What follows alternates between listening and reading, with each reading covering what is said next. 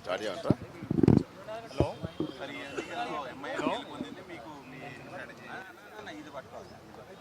ఒక్కటి నిమిషం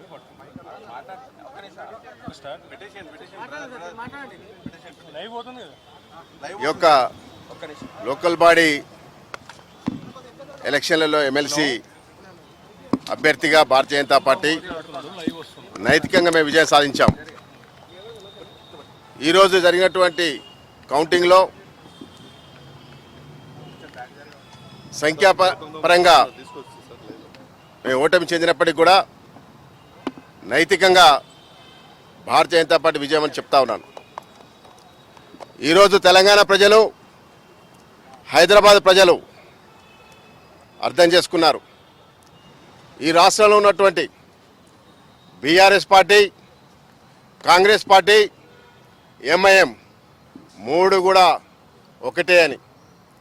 ఏదైతే స్థానిక సంస్థలలో హైదరాబాద్లో ఉన్నటువంటి ఎమ్మెల్యేలు, ఎంపీలు ప్రజలచే ఎన్నుకోబడ్డటువంటి వాళ్ళు వేసినటువంటి ఒక ఎమ్మెల్సీ ఎన్నికలలో ప్రజల తీర్పుకు వ్యతిరేకంగా ఓటు వేసినారు.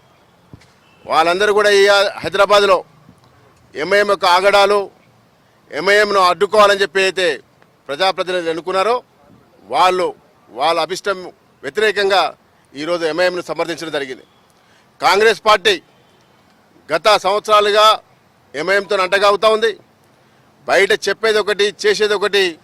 అఫీషియల్గా ఈరోజు ఎంఐఎంను సమర్థించినటువంటి కాంగ్రెస్ పార్టీ ఇవాళ హైదరాబాద్ ప్రజలను, తెలంగాణ ప్రజలను మోసం చేయడం జరిగింది.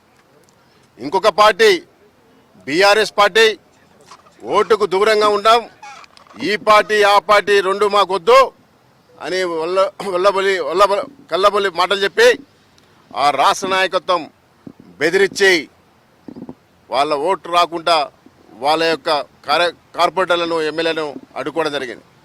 నేను అడుగుతా ఉన్నాను, ప్రజాస్వామ్యంలో నువ్వు ఏదైతే ఓట్లతో గెలిచినావో నువ్వు మళ్ళీ ఓట్లు వేయకుండా అడ్డుకునేటువంటి అవకాశం ఎందుకు నువ్వు వాళ్ళకు ఇచ్చినావని చెప్పి నేను అడుగుతాను.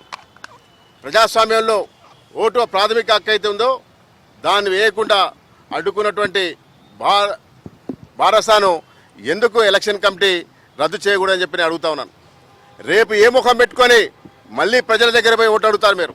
మీకు ఇచ్చినటువంటి అధికారాన్ని, మీకు ఇచ్చినటువంటి అవకాశాన్ని మీరు వినియోగించుకోకుండా ఓటుకు దూరంగా ఉండి రేపు ఏ ముఖం పెట్టుకొని మళ్ళీ ప్రజల దగ్గర పోయి ఓటు అడుగుతారని చెప్పి నేను అడుగుతా ఉన్నాను. బీఆర్ఎస్ను కాంగ్రెస్ పార్టీ అయితే ఉందో ఎంఐఎంకు బేసిగ్గుగా సమర్థించినటువంటి యొక్క ఎన్నికలలో చెప్పాలా, రేపు ఏ ఎన్నికలు వచ్చినప్పటికి కూడా మేము ఇదే ఎంఐఎంతో అంటగవుతాం. మాకు అధికారం అంటగట్టినప్పటికి కూడా, మమ్మల్ని గెలిపించినప్పుడు కూడా మళ్ళీ మేము వచ్చి ఎంఐఎంతోనే మేము అంటగవుతాం. ఎంఐఎం చెప్పినట్టే చెప్పు చేతుల్లో మేము పనిచేస్తాం.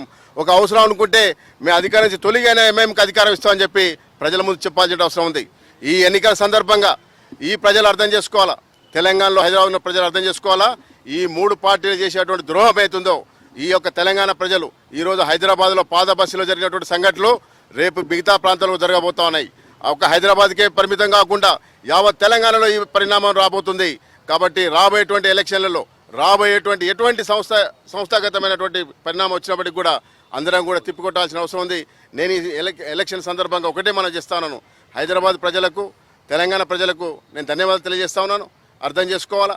ముఖ్యంగా మా పార్టీ నాయకులు అన్నటువంటి కిషన్ రెడ్డి గారికి, లక్ష్మణ్ గారికి, బండి సంజయ్ గారికి, రాజసింగ్ గారికి, మన ఈటెల రాజేందర్ గారికి, విశ్వేశ్వరరెడ్డి గారికి, ఏవిఎన్ రెడ్డి గారికి మరియు గౌరవ కార్పొరేటర్లందరికీ కూడా ఈ యొక్క ఓట్లో పాల్గొని సమర్థించినందుకు ధన్యవాదాలు తెలియజేస్తూ, అదేవిధంగా ఈ ప్రజలు కూడా అందరూ ఏదైతే కోరుకున్నారో దానికి వ్యతిరేకంగా ఓటేసినటువంటి వీళ్ళందరికీ కూడా బుద్ధి చెప్పేటువంటి సమయం ఆసన్నమైంది. కాబట్టి ఒకసారి నాకు అండగా ఉన్నటువంటి హైదరాబాద్ ప్రజలందరికీ కూడా ధన్యవాదాలు తెలియజేస్తా ఉన్నాను.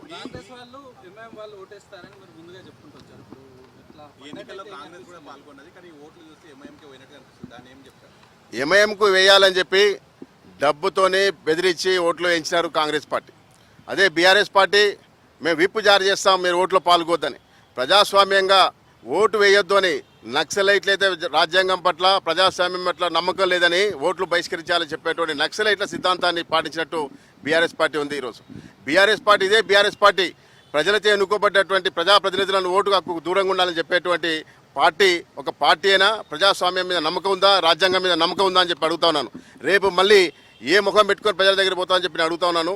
నేను ఎలక్షన్ కమిషన్ కూడా కంప్లైంట్ చేయబోతా ఉన్నాను. ఆ పార్టీ యొక్క గుర్తింపు ఎందుకు రద్దు చేయకూడదని చెప్పి నేను అడుగుతా ఉన్నాను. మీరు కాంగ్రెస్ పార్టీలో ఉన్నటువంటి ఒక ఆరుగురు మీతో టచ్ లో ఉన్నారు, ఓటు మీకే వేస్తారని చెప్పేసి కూడా మీరు ప్రకటించారు. ఆ ఓట్లు మీకు పడలేదంటారు ఇప్పుడు?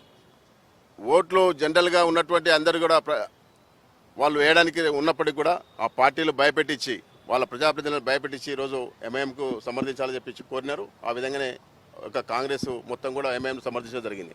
భవిష్యత్తులో మీ యాక్షన్ ప్లాన్ ఎట్లా ఉంటుంది గౌతమ్ రావు? మేము ప్రజల దగ్గరికి పోతాం. ఈ ఎంఐఎం పార్టీని సమర్థించినటువంటి ఈ కాంగ్రెస్ కోటేసినప్పటికి కూడా, బీఆర్ఎస్ కోటేసినప్పటికి కూడా ఈ యొక్క ఎంఐఎంకే వాళ్ళు అధికారం ఇవ్వబోతా ఉన్నారు. ఎంఐఎం కనుక అధికారంలోకి వస్తే ఏదైతే పాత పరిస్థితిలో జరిగినటువంటి సంఘటనలు, పాత బస్సులో ఒక వర్గానికి సంబంధించినటువంటి వ్యక్తులను అందరినీ కూడా తరలించి అక్కంచి వాళ్ళ ఆస్తులు కొల్లగొట్టేటువంటి సంఘటనలు మళ్ళీ మిగతా ప్రాంతాల్లో కూడా పునరావృతం కాకుండా అడ్డుకోవాలంటే భారతీయ జనతా పార్టీ ఒకటే అడ్డుకోగలుగుతుంది. కాబట్టి భారతీయ జనతా పార్టీని ఆదరించవలసిగానే ప్రజలను కోరుతా ఉన్నాను.